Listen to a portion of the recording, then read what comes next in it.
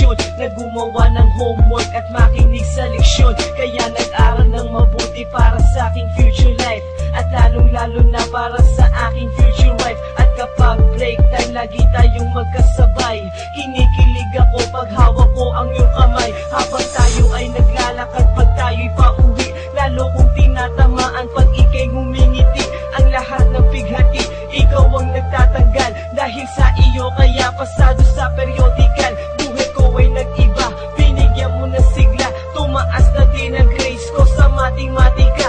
Ikaw lang ang dahilan para to sa'yo mahal. Inaalay ko sa'yo ang natanggap ko medal. School life, oh my high school life, akin pang naaalala.